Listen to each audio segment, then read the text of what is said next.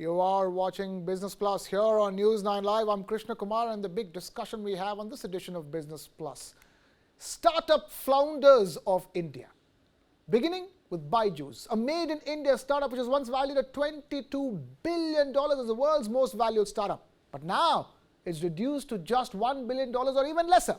In fact, Byju's founder Byju Raveendran is locking horns with investors in the company to remain on the company's board, to remain as the CEO of the company, even as there is a lookout circular for him from the Enforcement Directorate. And it's not just Byju's. There are many.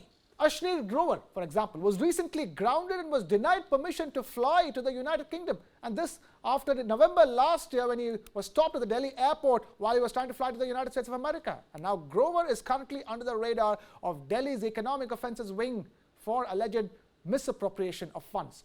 Delhi's Economic Offences Wing also booked Go Mechanics co-founder and senior officials of the startup in October 2023 with charges related to criminal conspiracy, fraud, and account falsification.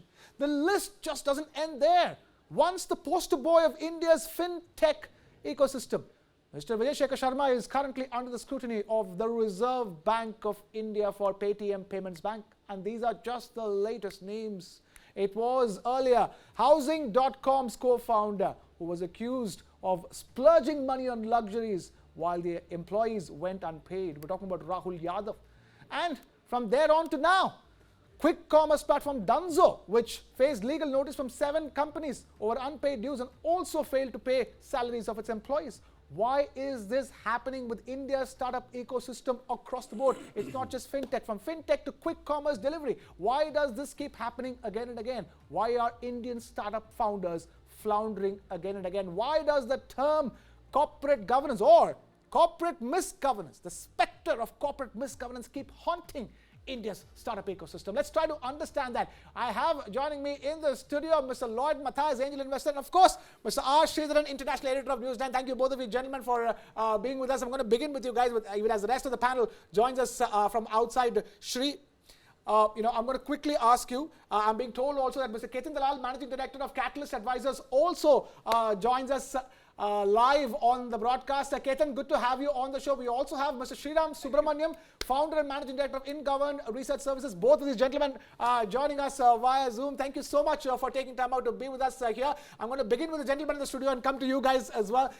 Shri, first of all, let's also announce people over here that you're not just international editor of news, and you're a startup founder yourself. You've been in the Silicon Valley of India.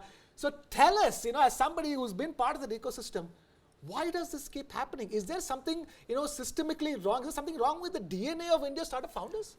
I wouldn't make such a blanket sort of a statement, Krishna, because I think it's very important to differentiate between startups that fail because of, the genuine efforts made.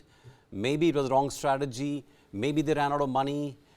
Maybe they didn't market themselves well, or they were ahead of the market in terms of the readiness of the market to accept their product or services.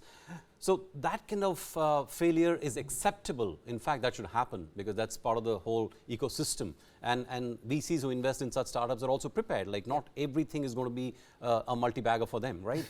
But what is not acceptable is the fact that startup founders steal money, or they cook up, their books. Or they do things which are unacceptable, illegal, and therefore it betrays the trust and it vitiates the ecosystem. So to my mind, that is not acceptable. And I don't think we can say that there's something wrong with the DNA of Indian startup founders. No, I think that would be too uncharitable. There are obviously bad eggs, and those need to be dealt with. But I think it's part and parcel. The responsibility of making sure that the startups don't go off, they don't forget the guardrails, lies as much with the founders who have taken someone else's money with a certain promise, as with the investors who are coming in with their eyes open. Fair enough. We will come to fixing accountability. That's part of the reason why we're having this discussion. But I want to begin by asking the questions with those blanket statements, because I really want to know, because that's the kind of statements that are being made by people watching all these headlines from the outside. They're asking, Indian startups are a great story. We're talking about the third, Lloyd, for example. We're talking about the third largest startup ecosystem. We just became the third largest startup ecosystem in the world. Over 1 lakh startups registered with India's Startup India mission. And even then, if you ask people, they'll say that's not not enough. We need 2 lakh Indian startups, 3 lakh Indian startups, and hundreds of unicorns, not just 100 unicorns. That's the kind of need gap that's there to fill in a market like India. But even as we're progressing with those 100 unicorns and a lakh startups, you're seeing these cases emerge. And the term that keeps getting bandied about is corporate governance. Where is corporate governance? Or even as there's questions on whether enough corporate governance exists in regular Indian companies, the corporate governance for Indian startups seems to be a recurring issue. Absolutely, Krishna. I think 2 aspects to it. I think one, we have to recognize that by definition, founders, entrepreneurs will be risk takers, right? And that's integral to their DNA, and that's given. Having said which, I think what the concern is, as he rightly pointed out, was the fact that quite a few founders have under pressure, either because of their own integrity levels or under pressure for investors, done things that are completely off kilter. And I think in this context as well, I think fully recognizing that a lot of startups will fail. I think a lot of investors accept that fact. I think the reality is that if it fails due to integrity issues or absolute abysmal governance, I think that is a problem. I'm also trying to bring to the point the fact that governance is not something that's built into a very basic startup. When you do your basic seed funding, it's natural that you will use resources available in-house. You'll have your spouse do the interior decor, you'll have a cousin get you the real estate, all that is fine. But I think the moment you climb up the value chain, I think it's important for the investors to work with the founder to make sure the guardrails of good governance are in place. The only watch out that I would say is that what we're seeing is, thanks to overt investor pressure, a lot of valuation quest is trumping core business values. And I think that, to my mind, is the big worry. If that happens, that's not a great base for Indian startups.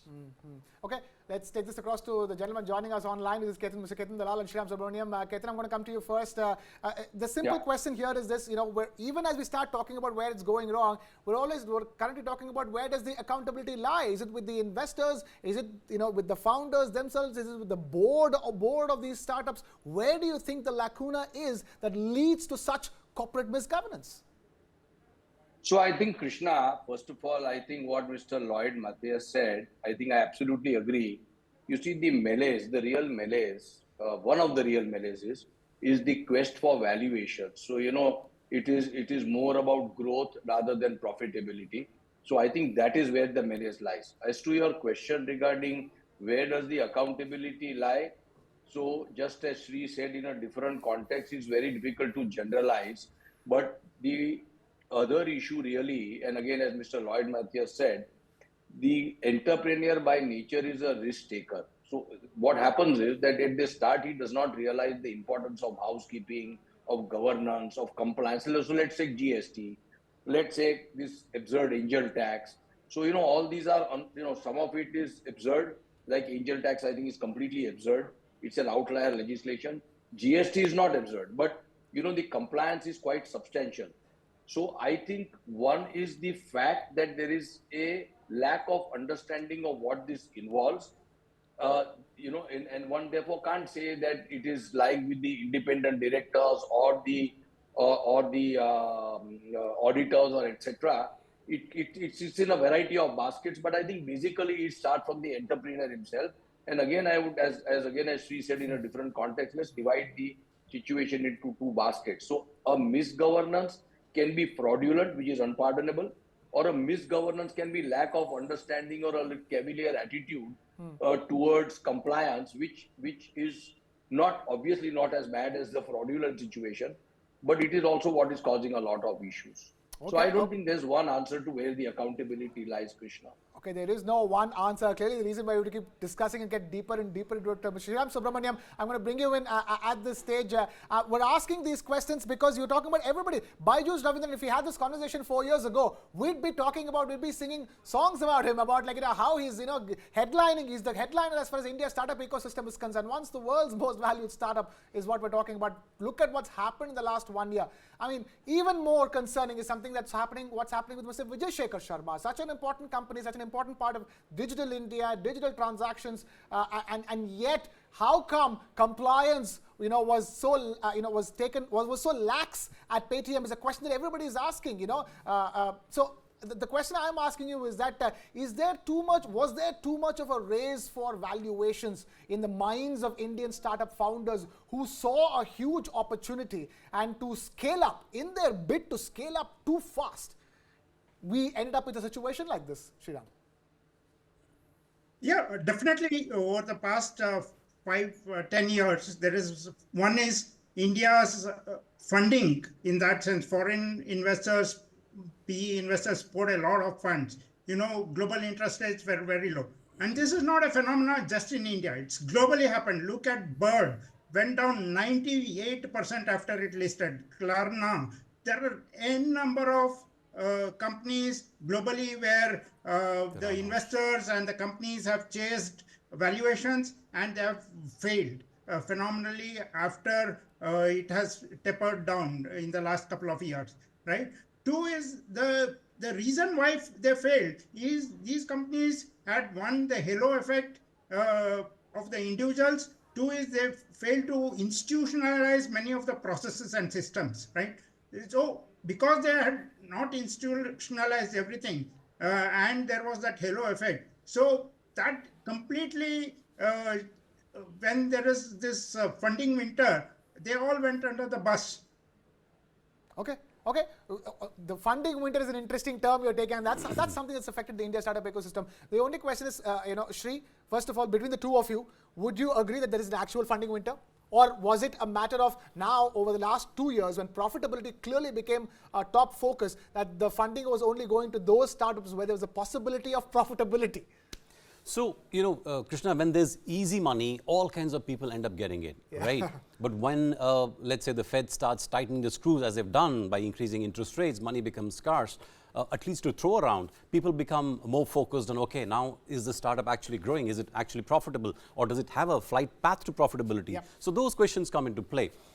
But I think it's safe to say that as long as you have a good idea, you have a solid business, money will always chase you. Even in this environment, we have dozens of startups that are still raising money. Yeah. So it's not a question of a huge funding winter. India is in a sweet spot. Indian economy is growing, and we have a lot of Indian entrepreneurs who are coming in with disruptive ideas. So I think money will coming in. But is a gush of money, going to come in the way it did? Right. I think that's under question right now. Okay, I'm asking that only because is that scarcity of money throwing up the real cracks in the system? Is that one of the factors that is showing up in the say in a company like Dunzo, which is not able to pay salaries to its employees? I mean, Byju Raveendran had to pledge his own home to pay salaries to employees. So that's when you're seeing an actual cash crunch in Indian startups. That's the reason why I was asking this question.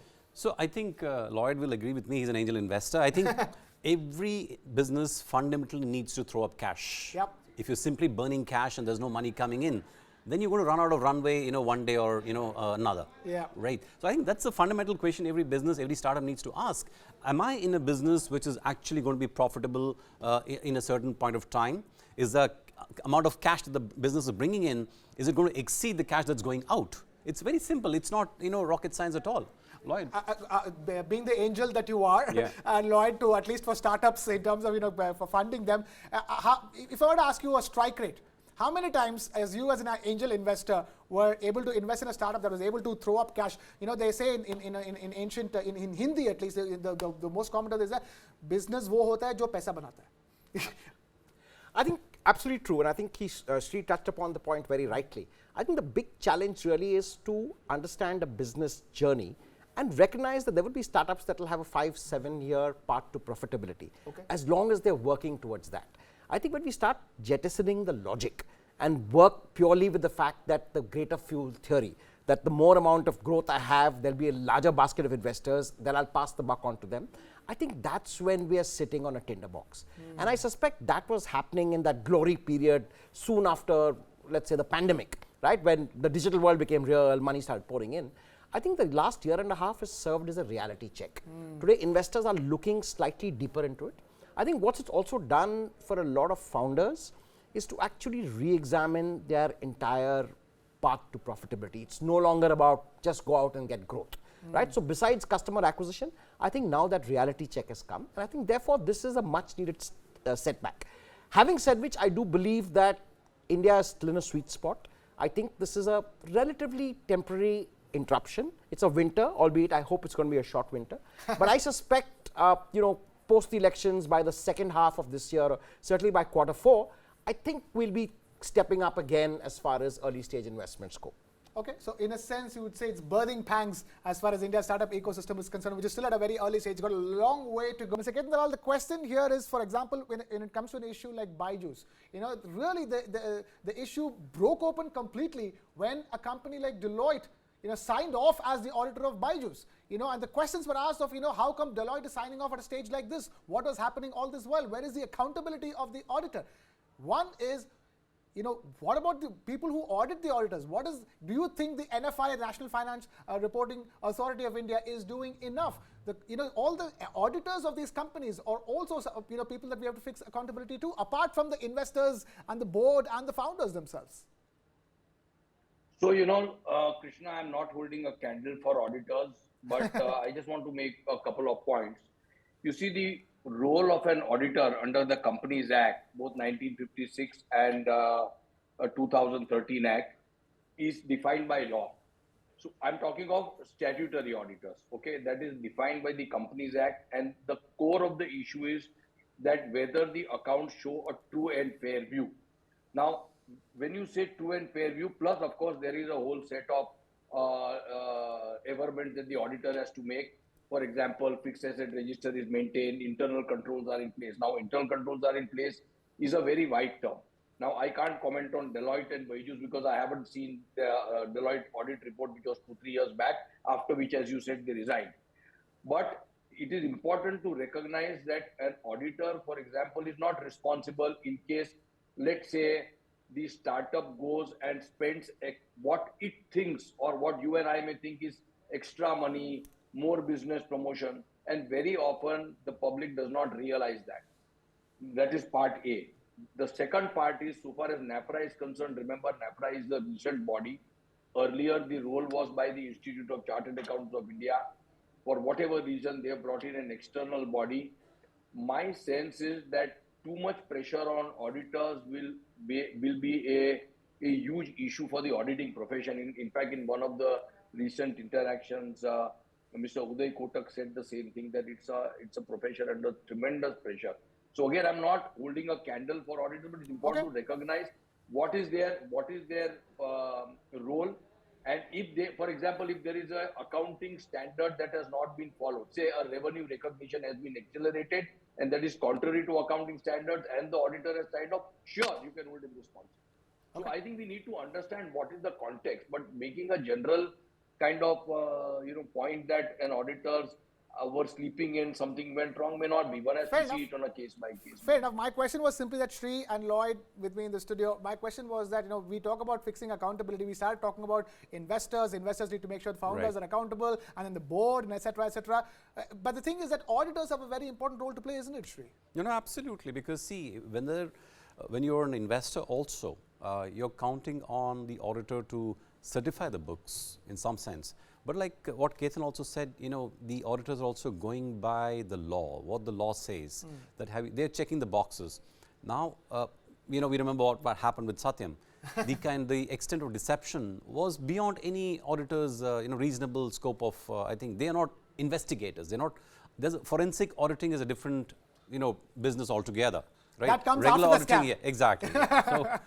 So I think, but that said, I think auditors they need to take this up as a challenge and make sure that they are able to upgrade their own skill set in some fashion, so they can set some early warning signs when things are beginning to go wrong. So simply put, Lloyd, so they come lower in the pecking order when it comes to fixing accountability. After the investors, the founder, then the investors, then the board, and then the auditors, would you say? Yeah, I would say that's pretty much a fair hierarchy. Though I'd say two aspects that need to be focused upon, specifically what we're seeing in the last couple of years in India. You mentioned the whole laundry list. I think one, a deeper study of the founder and the entrepreneur's integrity going back to his past. I know of a particular firm that goes deep back into a founder's past, right from his college hostel days, because I think some character flaws and integrity show up much earlier on. That's just a warning sign. I think the second part is and you don't want to name this particular. We don't want to name this. I think investors need to step in, because investors, in a sense, being involved with the business from an early stage, know what are the corners that could have been cut. And I do accept that in the first couple of years, most companies will take some shortcuts within legally permissible limits. I think by the time they're ready for proper auditors and from a truly independent board, that's some time away. I think a lot of the problem is in the early stage. But I do say that in the order of culpability, besides regulators, I would say independent directors play a critical role. Right. Often not because they can spot the problem, but they should be guiding a founder on what are the checks and balances he needs to build into his company very early on. They cannot be retrofitted. Fair enough. Good point. I was just going to arrive at that. The role of the independent director is being, there's a lot of questions surrounding it, because one of the first things that happened after Paytm came under RBI scrutiny was that the first thing that happened was that the independent director resigned from the board of Paytm Payments Bank, Mr. Shriram Subramanian. The independent director over here then becomes an overall, QC as far as the way a startup is run, isn't it? From the way a startup is run to from the way it's audited, the independent director's role becomes that much more crucial. But my question here is, do you think these independent directors on the boards of Indian startups are as independent as they'd like to be? I would like to differentiate here. There are no independent directors on unlisted Indian startups, by the way. Okay.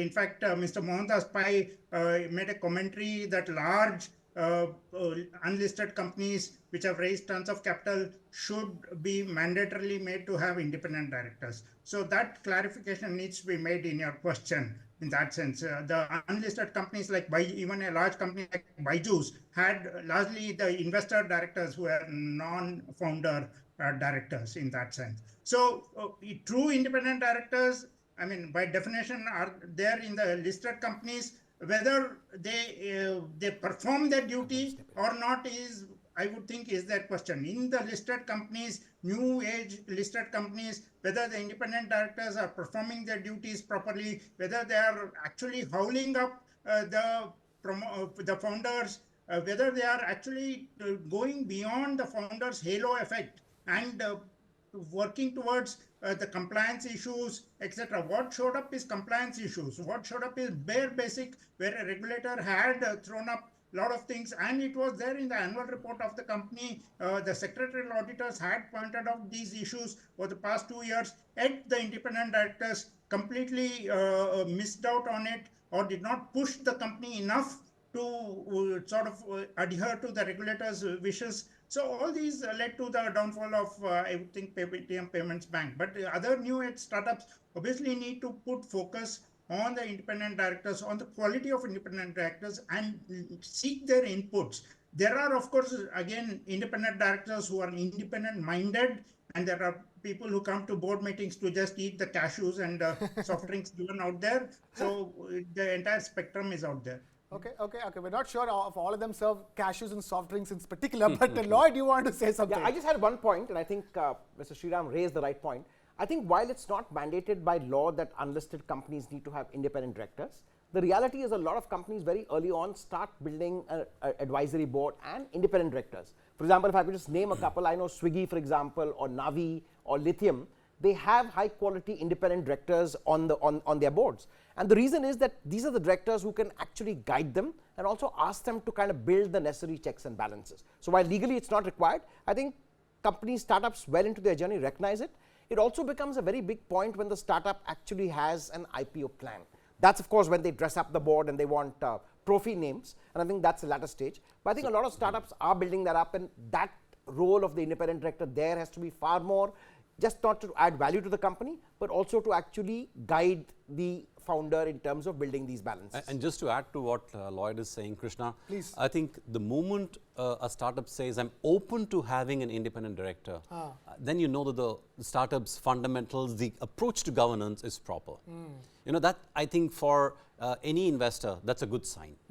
Right, and if that's a good sign, then the way the Byju's board exists right now is nothing but red flags. For example, Byju's has exactly Byju Raveendran, his brother Byju Raveendran, and his wife Divya Gokulnath, Byju Raveendran's wife Divya Gokulnath on the board. I'm going to take this back to Mr. Ketan Dalal. Mr. Ketan Dalal, then the question here is that how do you ensure that there is enough shareholder protection in a startup? For example, SEBI does that for listed companies. Do you think something needs to be done when it comes to unlisted companies? So I think, Krishna, yes, definitely things need to be done. So for example, as Sri mentioned, let's say an insistence on having some kind of an advisory board or at least some independent directors. The second is I have found that the role of an internal auditor can be very crucial because, as I said, by definition, the role of a statutory auditor is somewhat, there is an overlap of course, but strong internal audit can make a big difference. The third is the quality of the CFO. Now, for a startup, they may not be able to afford a very expensive CFO, but a high quality person with good credentials. I think that kind of a person, a good company secretary, a good CFO, and as Lloyd rightly pointed out in the initial stages, you may not be able to afford all this. But right from the beginning, an investor's insistence on this kind of a thing within, let's say, a defined time frame is important. So I would say things like, and it's not, obviously not a full list, but things like obviously a good auditor, good internal auditors, and insistence that there should be internal audit because that tends to flag red flags much faster. Third, CFO. Fourth, company secretary. Because once that ecosystem is in place, I think the culture seeps down in a better manner and gives the signal that compliance, controls, and governance is an important aspect. It's just not some tick the box issue, but it is crucial because without that, things can just fall apart. I would say these are the kind of things that should definitely be done upfront, and investors insisting on it will make a big difference according to me. All right, Lloyd? Absolutely. I just want to add to the point. I think that's a great list that Ketan provided. And I believe that besides doing all these things, it's important for investors to also reward companies that put in place basics of corporate governance. True. If you look at the stock markets, there's a certain reward for certain groups like the Tatas because they have implied in them a sense of corporate governance. So I think investors in early stages, including institutional investors, should reward startups that are putting in the basics of investor. That is a great point. Incentivize good behavior. Absolutely. Absolutely.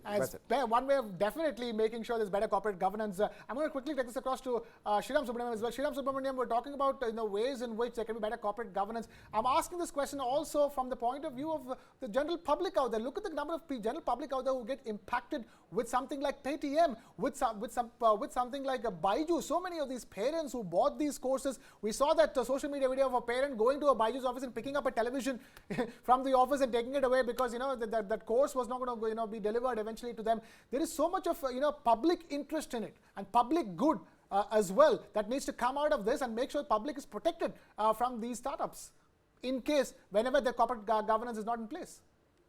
Yeah, definitely, you are right. I think that is one reason why there is a need for the regulator to sort of at least say that if a company has raised so much of capital or impacting various other stakeholders like parents, as you said in Byju's, or vendors, etc., right? I mean, there was a number of employees. Byju's had employed 50,000 employees at one point of time, etc. So it impacts a lot more shareholders than just the private equity providers who, even if they burn a couple of $1 billion, it doesn't matter, right? I mean, that is the risk that they are taking. They are coming with their, I would think, information access and everything which is available to them. But the other stakeholders, unfortunately, will be sort of collateral damage. I would like to think that this is one phase or journey in India's startup ecosystem. The last 5 to 7 years, this is a wave that happened. Now we are sort of in a slump. But hopefully, like stock markets recover, etc., we will come back. Absolutely. Soon. Yeah. Absolutely. I have no doubts in my mind that there will be a comeback. There should be a strong comeback. Shri, I'll have you have the last word in this one. You've seen everything from the actual Silicon Valley to India's Silicon Valley. Is this part of a process towards establishing a strong startup ecosystem in India? It should be. This should serve as a wake-up call, all the failures that we had. I think because ultimately, Krishna, the India story, the India startup ecosystem is bigger than any individual startup. And that's something we should not compromise on. We need to act swiftly where, startups have deliberately, maybe there's a malfeasance or, investors or the promoters have taken money out. That should be dealt with fairly quickly. It's natural for business people, at least for some business people, to steal.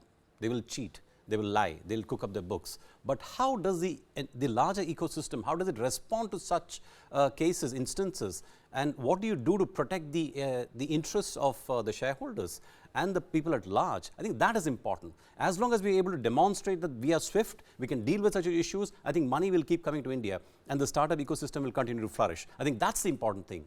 Right. Money will keep coming to And India. just to add one small point to what Sridhar said, I think we are still early enough in the startup journey to make these changes, right? It is not a 30, 40 year, we're talking about 5 to 7 years. So I think a lot of these tweaks can be made, and that is very important. Time to act is now. Money will keep coming. There's nothing stopping India startup stories. The word coming in. I'm going to wrap this discussion up at this stage. We would love to continue chatting for several more hours, but I'm afraid we do have a timetable to keep up to here on News 9.